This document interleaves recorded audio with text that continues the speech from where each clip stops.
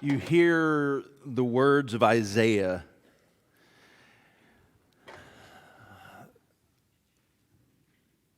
of a king who's going to lay down his life. And for Israel, that is not what they were expecting. See, here's the problem. Messiahs don't die. Kings who are going to become kings don't die. It was totally outside of the realm of their imagination that God could do something through a suffering servant. But just as key as the suffering servant passage we just read is the chapter that precedes it, where he says, "How beautiful on the mountains are the feet of those who bring good news, who proclaim peace and who bring good tidings, who proclaim salvation, who say to Zion, your God reigns. Which, listen, your watchmen lift up their voices. Together they shout for joy. When the Lord returns to Zion, they will see in their own eyes, burst into songs of joy together, you ruins of Jerusalem. For the Lord has comforted his people, and he has redeemed Jerusalem. The Lord will lay bare his holy arm in the sight of all nations, and all the ends of the earth will see the salvation of our God."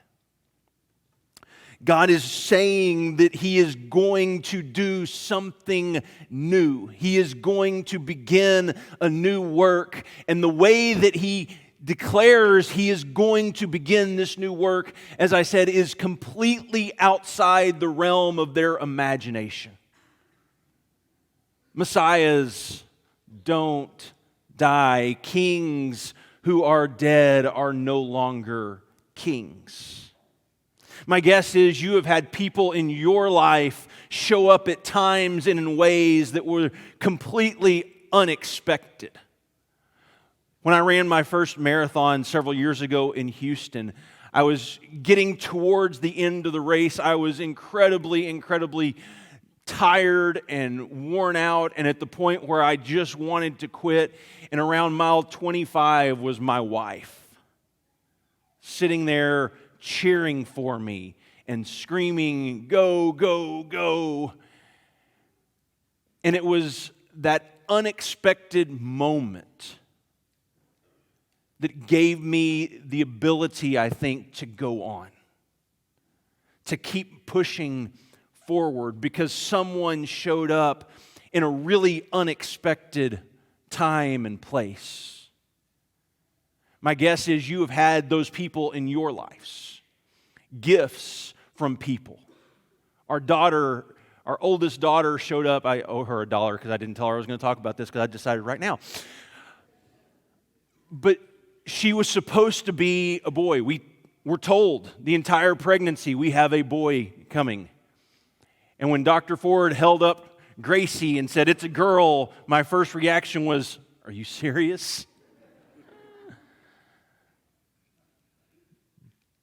But one of the greatest blessings in my life showed up in a really unexpected way.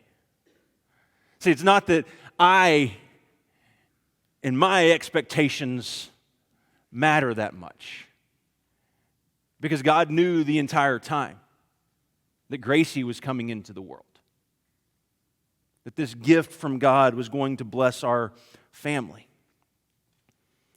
Because if you were to tell Israel, "Hey, Jerusalem has been redeemed. Jerusalem has been made whole," and that God is doing something new, they would look around and say, "Oh yeah, it does not look like it. Doesn't look like God has redeemed Jerusalem. It doesn't look like he is setting us free. This is not what we expected." And then he talks about this suffering servant who's going to come and he's going to lay down his life. He's going to be led like a lamb to the slaughter and not open his mouth and be assigned a grave with the wicked, to be punished with someone else's punishment. Not at all what they would imagine. Because for Israel, their story was captivity after captivity after captivity. First Egypt, then Assyria, and now Babylon. And I think it's safe to say, as we look at the world around Israel at the time, and even as we look at the world around us now, we have made quite a mess of this good world. We've made quite a mess of things, beginning with Cain, who killed his brother, and Lamech, who wanted to avenge the death of avenge his woundedness 77 times. To the point just a couple of chapters later when God says all the people's thoughts are only evil all the time. To Babel, where they want to make a name for themselves. To Joseph's brothers selling him into slavery. To Pharaoh's power and Israel's kings and empires, people abusing their power and position to oppress people. And I think God looks at it and says, those are my people. Those people are created in my image. And they have been stripped of their dignity. And they are given little thought. Again, I think it makes or highlights the fact that we are pretty good at making a mess of God's good world. As we said last week, we created a world we don't want to be a part of. Right? Israel is slaves in Egypt. And God rescues them, takes them through the Red Sea, leading them towards the promised land. And once they finally arrive, what is the very thing they do?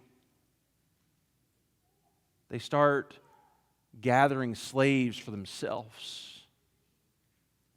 What they hated in their life and in their world, now they're doing to other people. They're creating that world that we don't want to be a part of. And how does God respond? How does He show up in the midst of the pain? Is a word we talked about last week, atonement. And as we said, the English really helps us with it. At one-ment. Making someone one once again. And He's using the Greek word hilasmos because He's trying to translate from a Hebrew word, kippur. And it's really the idea of covering for someone. Remember my friend Keith? So many people last week asked Keith, did that really happen? No. And I asked him to go to lunch last week and he said no. But it's to cover someone's failure, to erase a debt, to reconcile the relationship. Why does the relationship need to be reconciled? Why is it broken? Why do we look at the world and say, this is not how things are supposed to be? Right? Whether you believe in God, whether you believe in Jesus or not, it's impossible to look at this world and not be struck with the sense of, this is not how things should be. There is evil, and there is injustice, and there is oppression. And for you and I, as we follow Jesus, our hope is that somehow God would redeem and save out of the brokenness that surrounds us. Paul writes this in Romans. I consider that our present sufferings are not worth comparing with the glory that will be revealed in us. For the creation waits in eager expectation for the children of God to be revealed. For the creation was subjected to frustration, not by its own choice, but by the will of the one who subjected it, in hope that the creation itself will be liberated from its bondage to decay and brought into freedom and glory of the children of God. We know the whole creation has been groaning as in the pains of childbirth, right up to the present time. He speaks of this world that is decaying, that is broken, that is dying, and he says it is longing for something more. It is longing to be redeemed. It is longing to be made new. We are waiting for it. And it gives us the sense that as we look around, things are not as they should be. This can't be the way the world has to work. Something is broken. Something is not right. See, and that is the beauty of the story of Jesus. Because God does not look down at the brokenness and the decay and say, I will send someone else.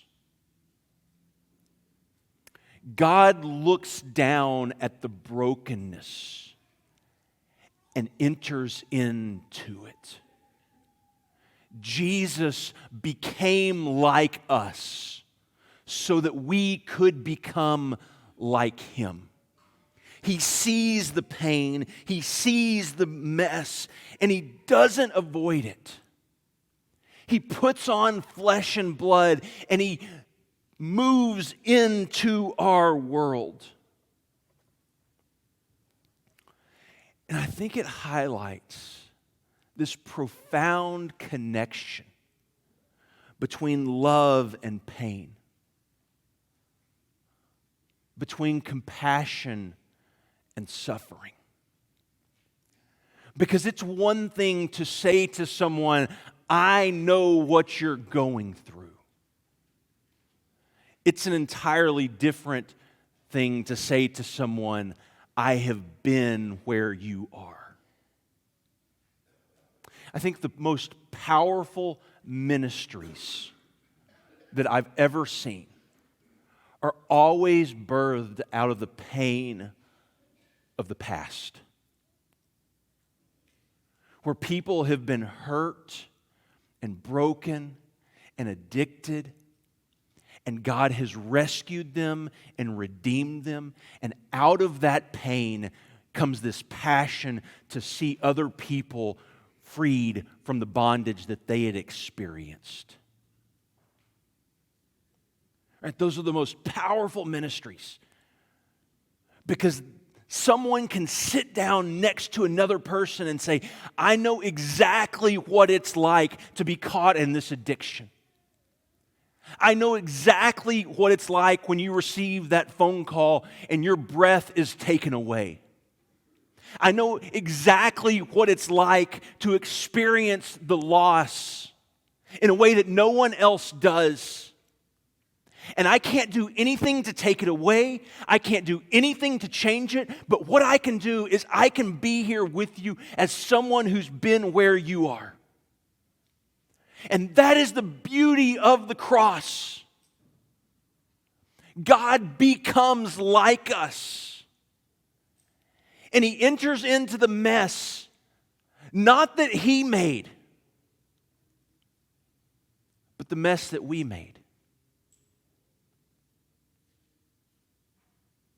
He enters into our brokenness, to this creation that is decaying and dying, and says, I will endure alongside of you. God suffers with us by coming alongside of us. And what do? We put God on trial. We put God on trial and begin to question His goodness. If you were to embody evil in Scripture, if you were to get the perfect caricature of evil in Scripture, it's Egypt, it's Assyria, it's Babylon, it's Rome. And as Jesus is led before His captors, God Himself is put on trial. And He stands before Pilate, one of the leaders of what is the embodiment of evil, the Roman Empire. And I want you to listen to Pilate's words. Then Pilate announced to the chief priest and to the crowd, I find no basis for a charge against this man. Just a few moments later, Pilate called together the chief priest and the rulers of the people and said to them, you brought me this man as one who is inciting the people to rebellion. I have examined him in your presence, and I have found no basis for your charges against him. But the whole crowd shouted, away with this man. Release Barabbas to us. Barabbas had been thrown into prison for an insurrection in the city and for murder. Just a little bit later, for the third time, this is Pilate, he spoke to them. Why? What crime has this man committed? I have found in him no grounds for the death penalty. Therefore, I will have him punished and then release him. But with loud shouts, they insistently demanded that he be crucified. And listen to this. And their shouts prevailed. So Pilate decided to grant their demand. And here's Pilate's response. He released the man who had been thrown into prison for insurrection and murder, the one they asked for, and surrendered Jesus to their will. And here's Pilate's response. When Pilate saw that he was getting nowhere, and that instead an uproar was starting, he took water and washed his hands in front of the crowd. I am innocent of this man's blood, he said. It is your responsibility. And here's the response of the crowd. His blood is on us and all our children. Do you think they had any idea the truth of that statement? That Jesus becoming like us and entering into our mess was for the hope that His blood would cover us, that it would be on us, that it would erase and cancel a debt to reconcile a relationship. But in Pilate, listen, in Pilate, the very embodiment of evil is declaring that Jesus is good. God is on trial, and the very embodiment of evil is saying, I have nothing that I can say about him. He is innocent. He is not guilty. He is righteous. And Jesus takes the place of the criminal Barabbas. He literally takes his place and dies his death as an innocent man. And as that innocent man looks down on the crowd that hung him there, as he could call curses down on these people, declares, "Forgive them because they do not know what they're doing." God was showing up in the most unexpected way to set the captives free, to redeem Jerusalem, to work in this world in a way that we could not comprehend and could not imagine. Hear the haunting words of Isaiah once again. "Surely he took up our pain and bore our suffering, yet we considered him punished by God, stricken by him, and afflicted. He was pierced for our transgressions. He was cursed for our iniquities. The punishment that brought us peace was on him.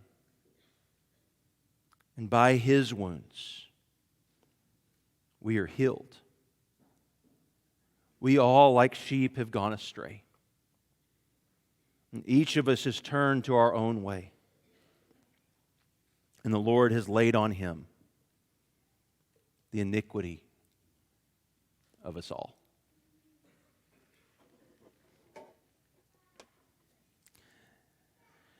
Elie Wiesel is a Holocaust survivor.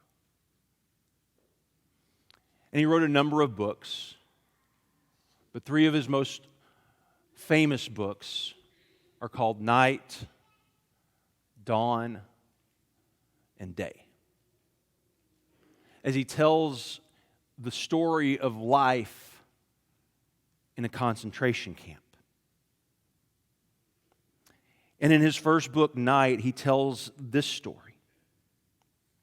"One day, as we returned from work, we saw 3 gallows, 3 black ravens, erected on the Appalachs roll. The SS surrounding us, machine guns aimed at us. The usual ritual. 3 prisoners in chains, and among them, the little Pipple, the sad-eyed angel. The SS seemed more preoccupied, more worried than usual. To hang a child in front of thousands of onlookers was not a small matter. The head of the camp read the verdict. All eyes were on the child. He was pale, almost calm, but he was biting his lips as he stood in the shadow of the gallows. This time, the Lager Capo refused to act as the executioner. 3 SS took his place. 3 condemned prisoners together stepped onto the chairs. In unison, the nooses were placed around their necks. Long live liberty, shouted the 2 men. But the boy was silent. Where is merciful God? Where is He? Someone behind me was asking. At the signal, the 3 chairs were tipped over. Behind me, I heard the same man asking, "For God's sake, where is God?" And from within me, I heard a voice answer, "Where is God? This is where. Hanging here from this gallows."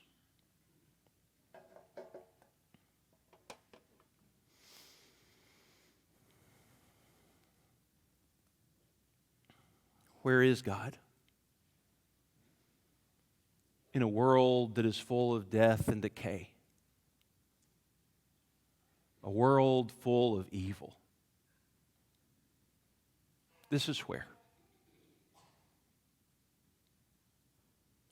He came down into our mess and became one of us so that we could become like Him. God suffers with us so that God can suffer for us.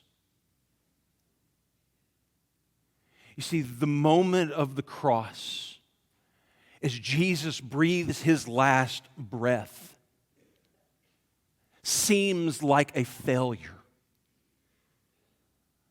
But instead it is a victory. Because on the cross, Jesus takes death upon Himself and He buries death with Him in the grave. He buries death so that this moment is the death of death, where death no longer has the final word. He absorbs death in order to overcome it. He enters our mess destined for the cross. And as He stands trial before the embodiment of evil, all He can say is, this man is good. He does not deserve to die.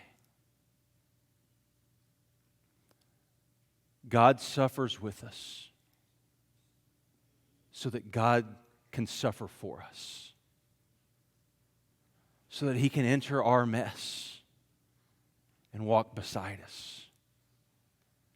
And He can say to you, and He can say to me, I know what it's like to experience pain. And I know what it's like to experience loss. And I know what it's like to experience betrayal. And I know what it's like to have people turn their back on you. I know what it's like to go hungry. I know what it's like to feel like I'm lost, to feel like I don't belong. I am there with you.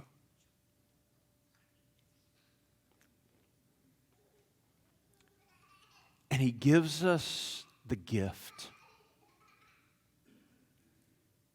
Not only the gift of His life, but a gift of remembering.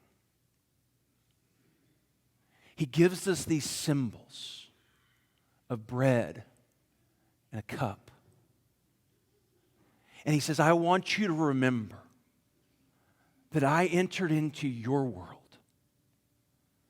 to suffer beside you so that I could redeem you out of the death and decay that surrounds us.